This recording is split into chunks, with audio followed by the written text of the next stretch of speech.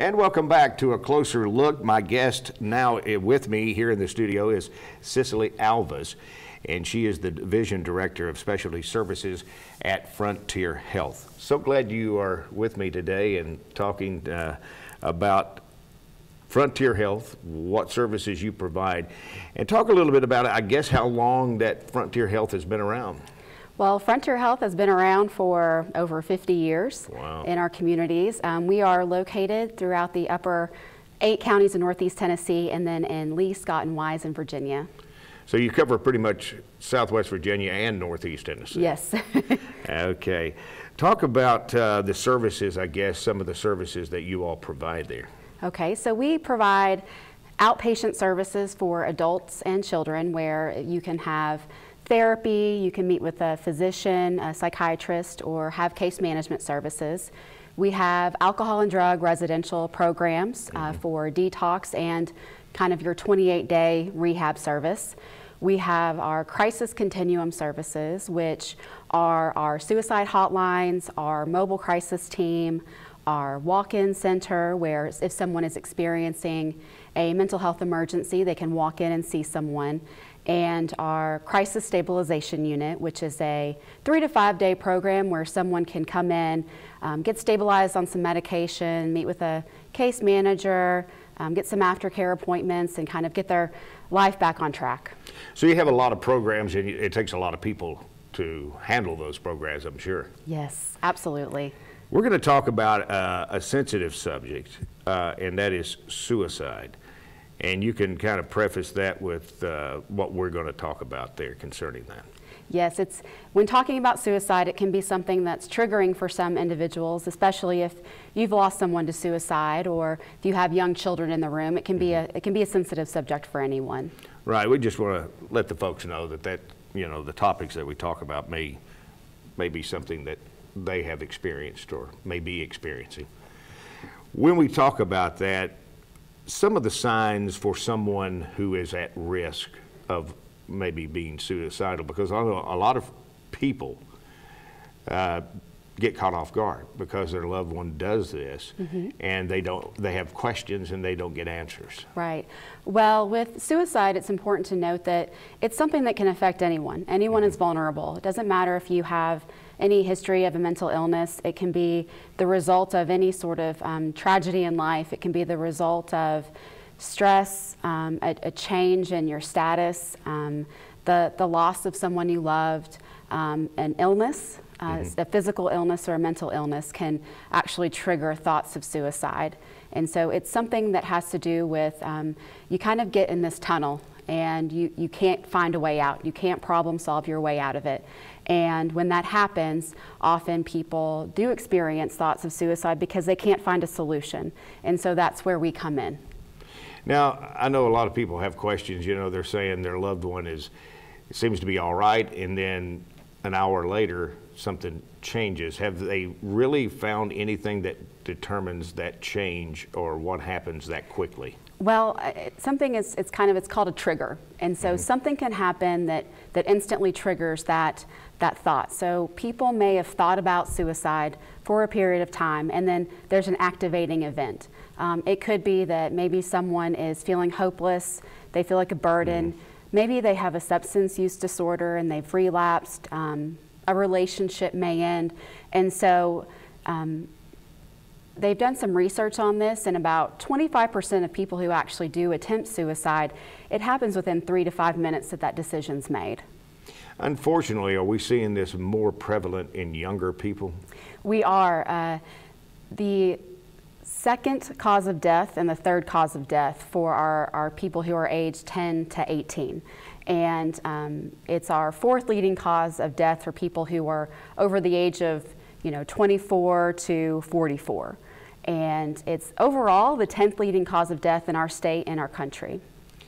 Now, what can, like a person, I guess your message is, Frontier Health is, there is hope, there is an out to what you feel like the walls are closing in on you. Absolutely.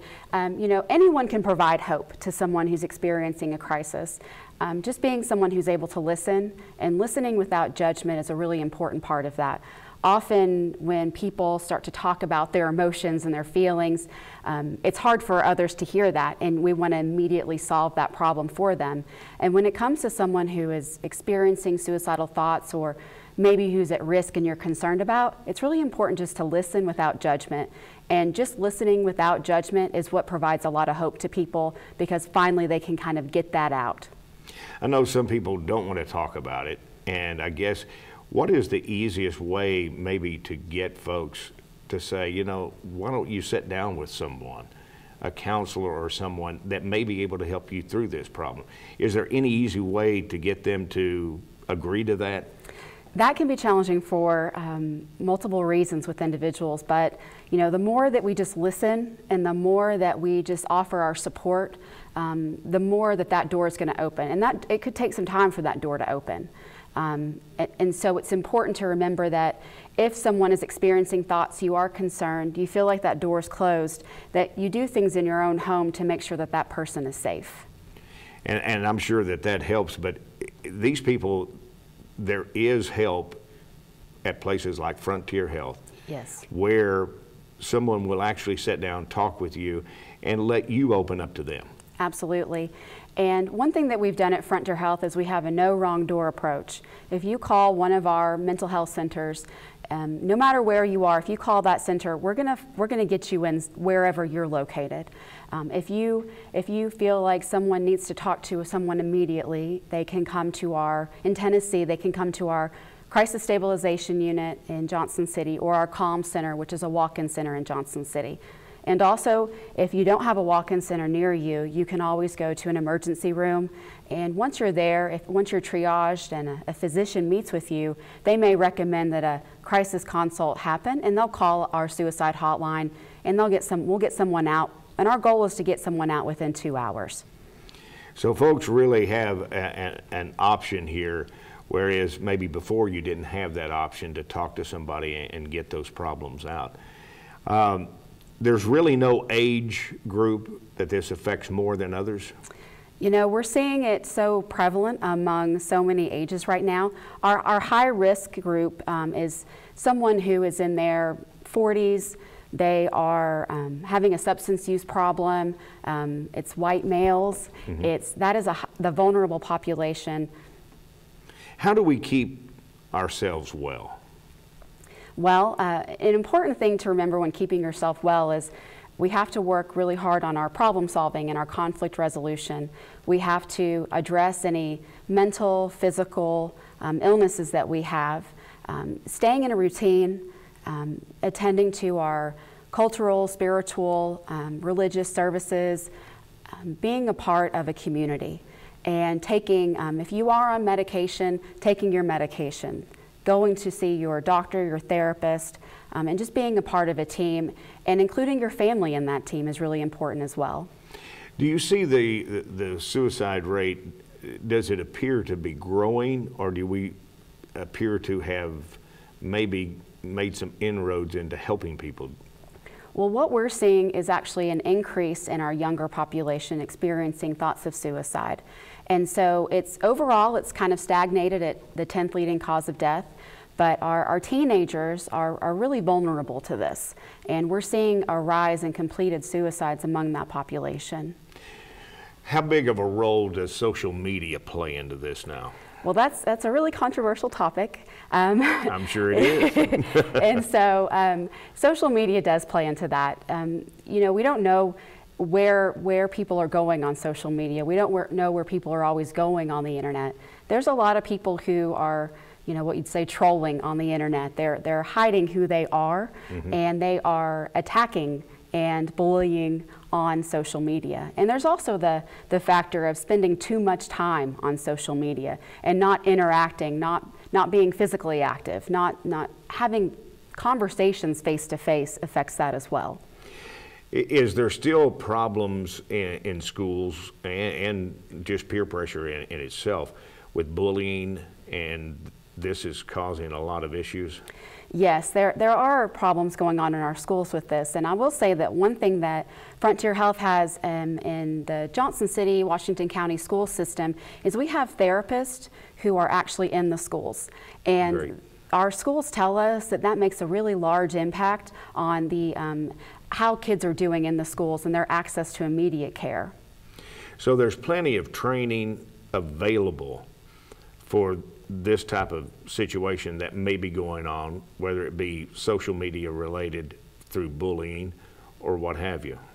Absolutely. And so one thing that we offer in our schools and our communities within our agency are various trainings. And one of those that I'm actively involved in is called QPR. It's Question, Persuade, Refer. And that's for anyone. And that's about a 90-minute training that empowers people to look for warning signs, learn about those things, learn about how to actually talk to someone and ask the tough question of whether or not you're suicidal, and work with that person and walk them to help. We also offer other trainings. We have a 2-day training, it's called Assist, and that's a really intensive training where you're really learning the ins and outs of overall mental health, what to do, how to actually start the treatment process. We have mental health first aid, which is similar to that as well. That's an intensive training that empowers people, especially professionals, to really be involved in that care and implementing that care. And obviously parents need to be involved as well. Yes, absolutely. Well, it has been a pleasure talking with you, and of course if someone needs to talk to somebody or needs to get information, then they can call Frontier Health and you all will gladly help them out with that. Absolutely. Thank you very much, Cicely, for being my guest here on A Closer Look. Well, thank you for having me.